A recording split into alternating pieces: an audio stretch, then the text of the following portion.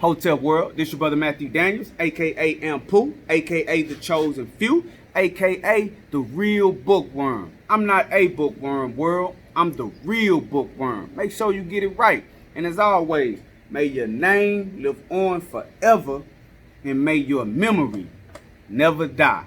Hotel, cheers to that. Christianity in the ancient world and in Roman records. A lot of people are familiar with the stories of Christians being persecuted in the first century, shortly after the time period when they say that Jesus died. But a lot of us, we don't actually know where to go to get those records of Christians actually being persecuted. So what I want to do with y'all today, I want to share with you guys some ancient Roman records that documents some of the persecutions of Christians that took place in the first century. So the next time you're having a conversation, you can just bring this up and point someone in the right direction. Or if you're having a conversation with someone who tries to deny the persecutions of Christians in the first century, and they try to tell you that there were no Christians in the first century, you can point them to these Roman records outside of the New Testament, outside of the Christian documentation, to validate and back up your point. Now, one of the most famous accounts of Christians being persecuted in the ancient world was generally known as the Fire of Nero. It is reported that there was a great fire in the city of Rome when the Emperor Nero was ruling, and Emperor Nero blamed the Christians for this, and he basically murdered and tortured a lot of Christians in response. You may have heard that, you may not have heard that, but what I'm going to do is I'm going to show you some ancient Roman records that documents this event, and we're going to read it. I'm going to give a little commentary, and hopefully this is going to be a interesting show. So what I have here is Tacitus, the Annals of Imperial Rome. Tacitus, the Annals of Imperial Rome. Now, Tacitus was one of the most prominent historians of the ancient Roman Empire. And what he did is he was one of the ancient Roman historians who wrote a history of Rome. And so in his work, he actually documents this fire, and he documents the Christians being persecuted. Now, he says that this took place. Well, first off, Tacitus lived between 56 AD or CE and 117 AD or CE. So he actually lived in the first century. Now, Nero, you can look up the exact dates, but Nero ruled somewhere between 30 AD or CE and 60 or 70 AD or CE. Shortly after Jesus is purported to have died, right? We're talking no more than like 30, 40 years after the event, you have documents of Christians being in Rome and being persecuted. So let's look at what Tacitus tells us about this fire and about the persecutions of the Christians. I'm just going to start somewhere in the middle. This is what he said. Disaster followed. Whether it was accidental or caused by a criminal act on the part of the emperor is uncertain. Both versions have supporters. Now started the most terrible and destructive fire which Rome had ever experienced. So he begins this portion of the story by telling you that there was at least two versions of how this fire actually began. Either the fire began by accident, or Nero, the mad, insane Roman Emperor Nero, caused the fire himself. So either Nero caused the fire, or the fire was caused purely by accident. It began in the circus, where it adjoins the Palatine and Salian hills, breaking out in shops, selling inflammable goods, and fanned by the wind, the conflagration instantly grew and swept the whole length of the circus. There were no walled mansions or temples or any other obstructions which could arrest it. First, the fire swept violently over the level spaces. Then it climbed the hills, but returned to ravage the lower ground again. It outstripped every countermeasure. The ancient city's narrow, winding streets and irregular blocks encouraged its progress. Terrified, shrieking women, helpless old and young, people intent on their own safety, people unselfishly supporting invalids or waiting for them, fugitives and lingerers alike, all heightened the confusion. So when this fire started, it instantly began to spread, because the area that it started with, there were no mansions with high walls or temples walled in to actually obstruct it. Basically saying, as the fire spread, if there was some big walled structures in the area, possibly the fire would have hit the wall and stopped, having nothing else to burn. But since there was nothing like this in the area, the fire grew bigger and bigger. And in the winding roads, the paved roads, the streets in Rome, made it possible for this fire to spread quickly and spread more widespread, because it just followed the roads and caught more buildings and more structures on fire. And he said that not only was the fire itself causing confusion, because you can just imagine people hollering, people shrieking, people running from their lives, people trying to save their valuables, but you also had young people, old people, you had women, you had men, you had people who were invalids, who couldn't walk on their own, so people trying to help them. So it was a very chaotic scene when this fire was started. He goes on to say, when people looked back, menacing flames sprang up behind them or outflanked them. When they escaped to a neighboring quarter, the fire followed. Even districts believed remote proved to be involved. Finally, with no idea where or what to flee, they crowded on the country roads or lay in the fields. Some who had lost everything, even their food for the day, could have escaped, but preferred to die. So he's saying that when people were running from this fire, they ran to neighboring areas of the city, right? In the capital city of Rome. But the fire quickly followed. The fire, wherever they ran to, the fire was right on their heels, and it continued to spread. And he even documents something amazing. He says that some people, because they had lost everything in the fire, because all of their goods had burned, because all of their houses had burned, because all of their property was destroyed, some people just gave up, and they was like, I have no more reason to live. So they just laid down and died. They was like, I have no more house, I have no more property, I have no more goods.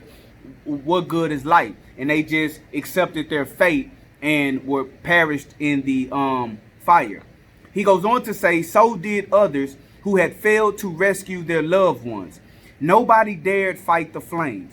Attempts to do so were prevented by menacing gangs. Torches, too, were openly thrown in by men crying that they acted under orders.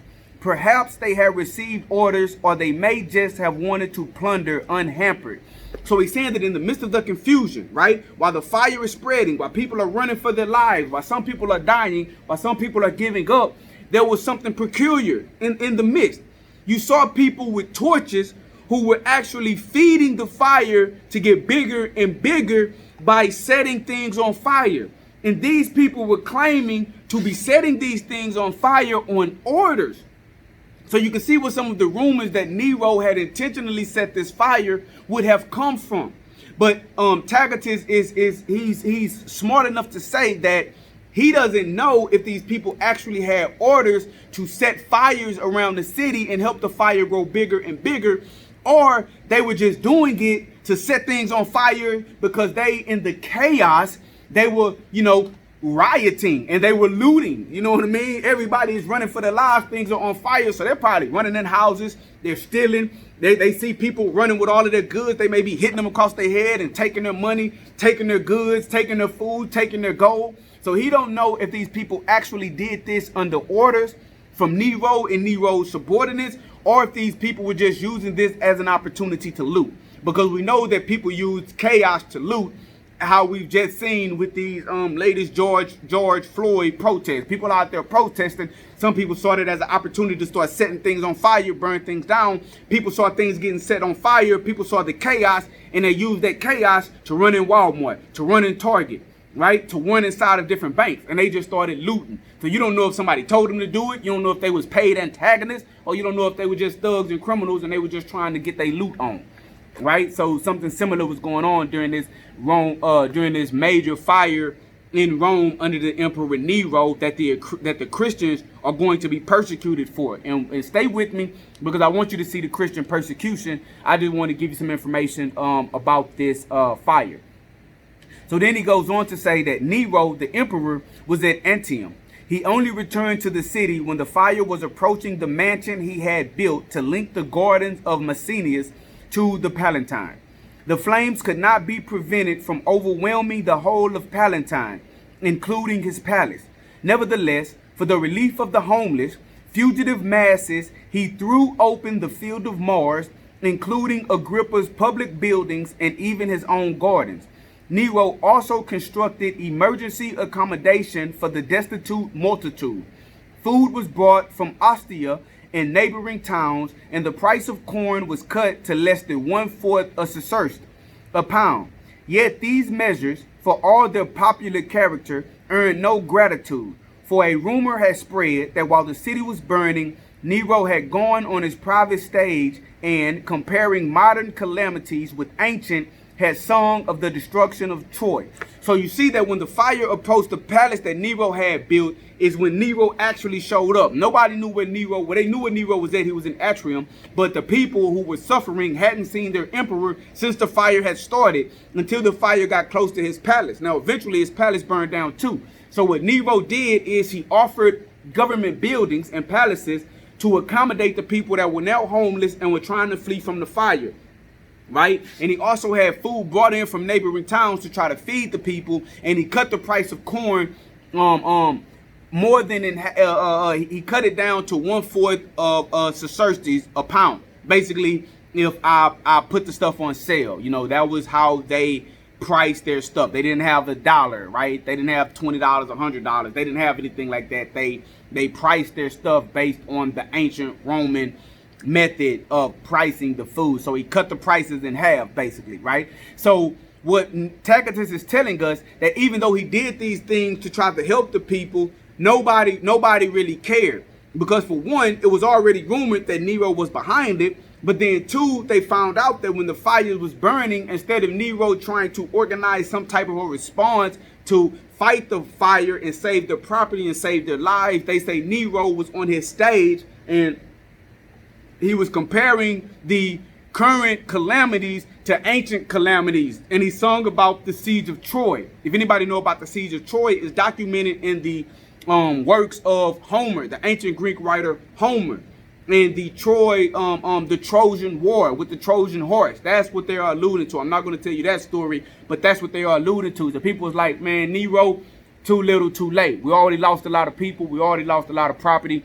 We found out when we were dying and we were fighting for our lives and running for our lives, you were over there talking about Troy, man. Instead of being the leader, instead of being the emperor and coming to actually save us. Now, Tacitus, he gives us more descriptions of this fire and the historical account of this fire and how it took place. But what I'm going to do now, I'm going to jump directly into where he actually talks about Nero persecuting the Christians for this, so you can have in your arsenal, so you can have in your memory bank where you can actually find Roman records of Christians being persecuted in the 1st century, somewhere between 38 and 68 CE or AD, right? So going to the part about the Christians, I'm going to just jump right in.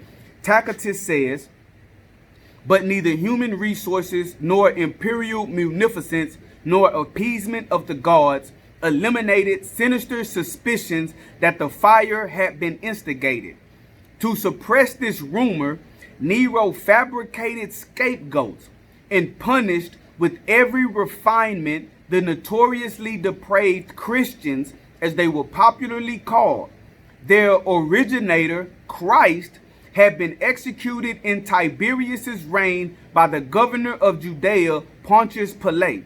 But in spite of this temporary setback, the deadly superstition had broken out afresh, not only in Judea, where the mischief had started, but even in Rome. All degraded and shameful practices collect and flourish in the capital. So you see him saying that people were believing that the fire was caused intentionally. So in order to divert suspicion off of himself, Nero blamed the Christians. right? And it's interesting because this Roman historian says that the Christians were a group, right, that were in Rome, and this group had their beginnings in Judea, and he says that the originator of this group of Christians was called Christ, and that Christ had been executed in Tiberius's reign by the governor of Judea, Pontius Pilate. So that's more arsenal for a Christian if an individual wants to look for extra biblical documentation of Christians, of Christ, and of Christ being executed in the reign of Tiberius by a governor of Judea named Pontius Pilate. You can find this information in Roman records. So there you go. To any of my Christian friends, if you're ever having a debate, if you're ever having a discussion, referring to the annals of Imperial Rome by Tacitus, you know, hit them with that and see what they say. But basically, Nero blamed the Christians, right? He would blame the Christians. So it goes on to say, first, Nero had self-acknowledged Christians arrested. Then, on their information, large numbers of others were condemned, not so much for incendiarism as for their antisocial tendencies. So he's saying that first, Nero rounded up self-acknowledged Christians. There were already Christians there who had their origin in Judea by some guy named Christ. They were already in Rome, right? And there were already people that the Romans knew to be Christians, right? And so Nero had them rounded up. And he basically, I'm pretty sure he tortured them, and he made them tell who were the other Christians that the government may not have known about. And so what those first Christians that got rounded up did, they started snitching, okay? They were like, oh man, look, don't hurt me, don't kill me. So-and-so is a Christian, so-and-so is a Christian, so-and-so is a Christian. And they gave up a large number of Christians. Christians hiding out here, Christians hiding out here, Christians are meeting there. And so from the information that they got from those initial Christians who snitched, right? They went out and they rounded up more Christians to be punished for this, right? And he also says that possibly these Christians weren't arrested and persecuted because they had actual evidence that they caused the fire, but because of their antisocial tendencies. Kind of saying that, all right, this is some obscure group who don't really want to worship the Roman gods. They have this, it was a cult. Christianity started as a cult in the eyes of the Roman Empire. So we got this weird cult. I'm just going to blame this weird cult. You feel me? I'm just going to blame this weird cult who everybody doesn't associate themselves with.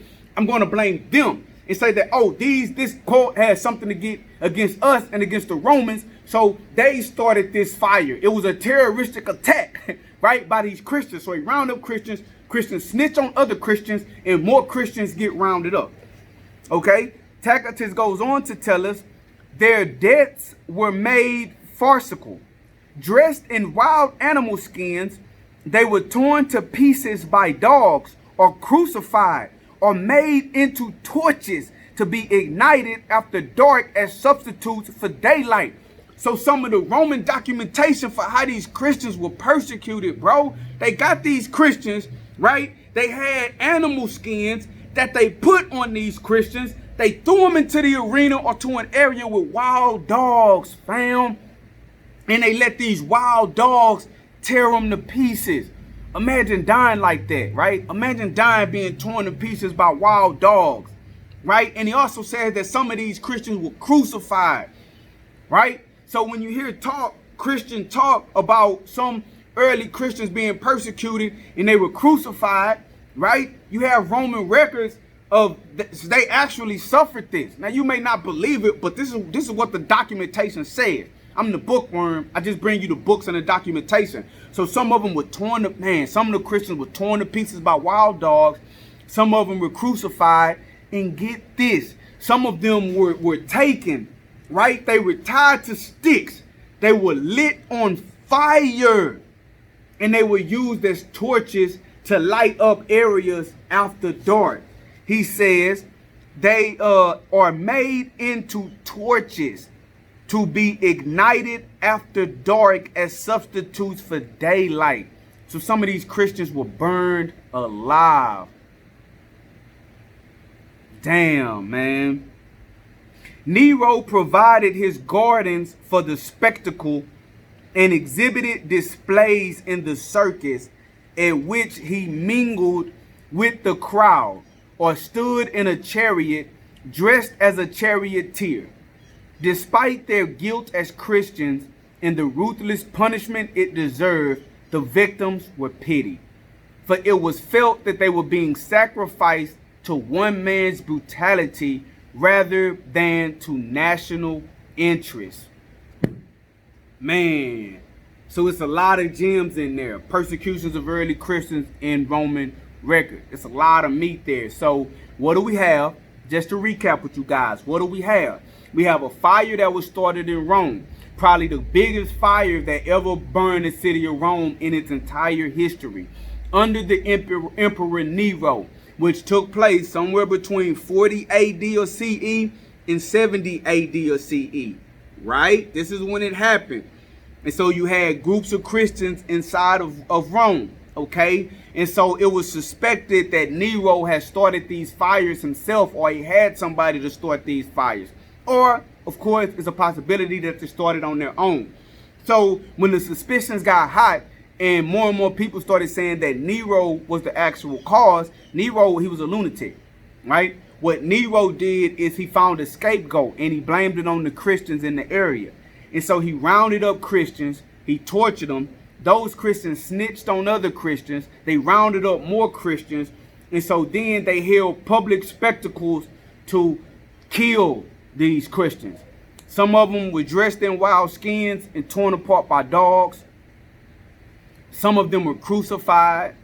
And some of them were tied to sticks, pyres, tied to big sticks and lit on fire. And their burning bodies were used as torches to light up the area after dark.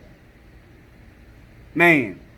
So what do y'all think about that? There's some other ancient records outside of the biblical text that talk about Christians, that talk about Jesus, that talk about persecutions of Christians, and I'm going to go into some of those in another video. But for now, there you have it. Ancient Roman records about Christians and about those Christians being persecuted. So if you ever have a discussion with somebody about that, just point them in the direction of the Annals of Imperial Rome by the historian Tacitus. Oh, I got some good news, everybody. I have some more copies of my book, Suicide Note.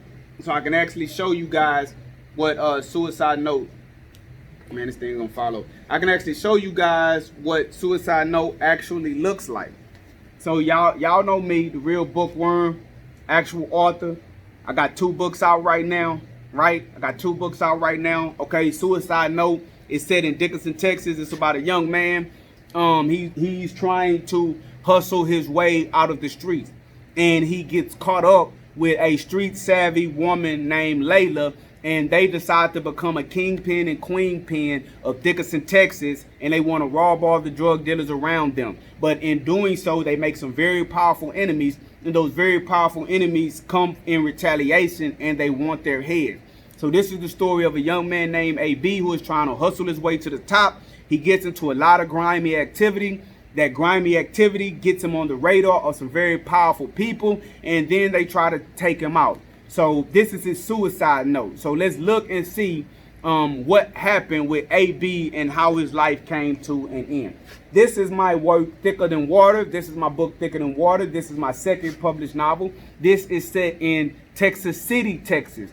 And basically it's about a gang war that starts in Texas City, Texas between the 2 most prominent gangs in Texas City. One is called the South Lane Villains and another one is called the Dramacide Hooligans. Now the interesting thing about this is the villains and the hooligans had a truce that they had been maintaining for several years. Something happens, you got to read the book to find out, but something happens causing them to break the truce. And a gang war ensues that turns the streets of Texas City blood red. So you have an officer, Detective Derrick Rose, and Officer Sierra Martin. They are trying to hunt down clues to figure out who is doing all of the killings and why. So you can follow the story of this detective and this officer as they try to determine why did the truce get broken who is doing all of the murders, and they try to bring peace back to their streets. So to find out if they were successful, to find out why the truce was broken, to find out who was doing all of the killing, you have to order this book and read this book, Thicker Than Water. Now you can get both of these books on Amazon. I want you to go to Amazon.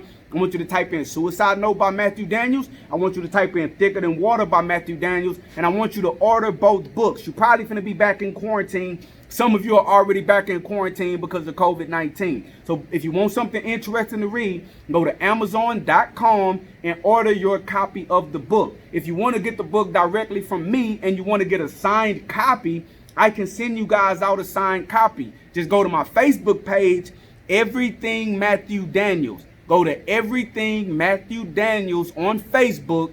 Go to the shop section and order your book. Okay, when you order the book, it'll let you leave some type of a message that you want to send to me as well. If you want it signed, just tell me you want it signed. If not, I can just send you the book. Now, the interesting thing about going to my Facebook page and getting it directly from me, you do not have to pay shipping. If you go to Amazon.com, unfortunately, you will have to pay the shipping, but some people are more comfortable with Amazon, right? But if you get it off my Facebook page, you don't have to pay the shipping. I'll cover the shipping costs, and if you want me to sign it, I'll actually sign it for you myself. Now, if you don't like paperback copies, if you don't want the paperback copy, right, you can go to Amazon.com as well, type in Suicide Note by Matthew Daniels. You can type in Thicker Than Water by Matthew Daniels, and you can order the ebook version for $2.99. It's just $3. Download that ebook version, family. Support what I'm trying to do. Support the author, you know, support Texas City's very own author. I'm working on my third book right now. Okay, I'm not going to give you guys any information on that one because I want it to be a surprise, but I'm actually working on my third novel right now, and it should be out in a couple of months if I'm able. I'm trying to flood the market with material. Right? I'm establishing myself as a credible author. I already have 2 books out. Go get those books. Become a fan. Right? Order those books. If you don't like paperback books, go to Amazon, order the ebook version for $2.99. Support what I got going on. Okay? Thicker Than Water by Matthew Daniels. Suicide Note by Matthew Daniels. So y'all support. So anyway, this your brother. I hope I said something that you never heard before, or if you have heard it, I hope what I said shared some more light. If you have questions, leave a question in a comment. And, you know, just talk to me. I love to dialogue about these types of things. I am the bookworm. So this your brother, Matthew Daniels, a.k.a. Ampu, a.k.a. The Chosen Few, a.k.a. The Real Bookworm. I'm not a bookworm, world. I'm the real bookworm. Make sure you get it right. And as always, may your name live on forever, and may your memory never die. Hotel, cheers to that.